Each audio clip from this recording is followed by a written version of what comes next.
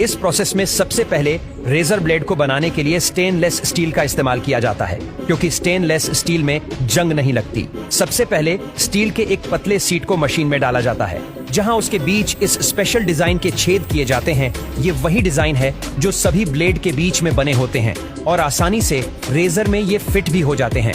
लेकिन अभी ये स्टील थोड़ा सॉफ्ट है, इसे तो पेपर की तरह आसानी से मोड़ा जा सकता है, इसलिए ब्लेड को कई प्रोसेस से गुजारा जाएगा ताकि ये मजबूत और सख्त बन सके। सबसे पहले इन्हें करीब 1000 डिग्री सेल्सियस पर 30 सेकंड के लिए गर्म किया जाएगा और तुरंत ही उसे बाहर निकालकर ठंडे पानी में डाल दिया जाएगा। अब तीसरी प्रक्रिया में इसे -50 डिग्री सेल्सियस के तापमान में रखा जाएगा। लेकिन अभी भी सभी प्रोसेस के बाद भी ब्लेड पूरी तरह से सख्त नहीं हुआ, इसलिए रेजर ब्लेड को मजबूत और लचीला बनाने के लिए एक बार फिर गर्म भट्टी से गुजारा जाएगा। भट्टी से निकलने के बाद अब बारी आती है इस पर कंपनी का नाम प्रिंट करने की।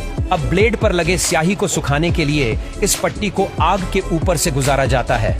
उसके बाद बारी आती है रेजर ब्लेड के धार को तेज करने की, जिसके लिए इन रेजर ब्लेड को एक मशीन में भेजा जाता है जो इनके किनारों को घिसकर पतला और तेज बना देता है। अब एक दूसरी मशीन रेजर ब्लेड को घिसकर चमका देती है। तो अब बारी आती है इन रेजर ब्लेड्स को एक दूसरे से अलग करने की। अब तक सारी रेजर ब्लेड इस कटर मशीन के द्वारा कट चुकी है। अब अगली प्रक्रिया में ब्लेड की जांच की जाती है। सबसे पहले कंप्यूटर द्वारा उसकी धार की जांच की जाएगी।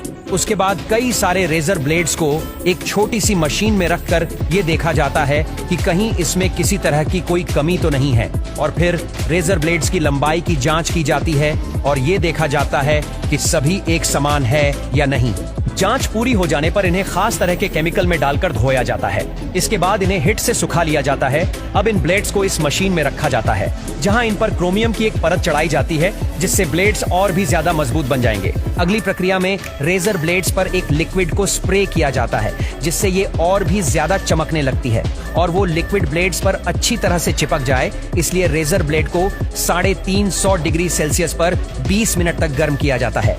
अब एक बार फिर रेजर ब्लेड की जांच करी जाती है। यहाँ ब्लेड्स की काटने की क्षमता को परखा जाता है और ब्लेड से गीले कागज की एक मोटी परत को काटा जाता है। अब ब्लेड्स को आधे घंटे के लिए एक खास तरह के तेल में डुबाकर रखा जाता है, जिससे इसमें जंग लगने की संभावना और भी कम हो जाती है। अब आखिर में ब्लेड को वैक्स पेपर में लपेट दिया जाता है। वैक्स पेपर में इसलिए लपेटा जाता है ताकि पैकिंग के दौरान इसे जंग से बचाया जा सके। वैक्स पेपर आम पेपर से ज्यादा सख्त होती है और ब्लेड की तेज धार इसे काट नहीं पाती। तो दोस्तों, देखा आपने, फैक्ट्री में कुछ इस तरह से रेजर ब्लेड बनकर तैयार होती है। आप हमें कमेंट में जरूर बताना।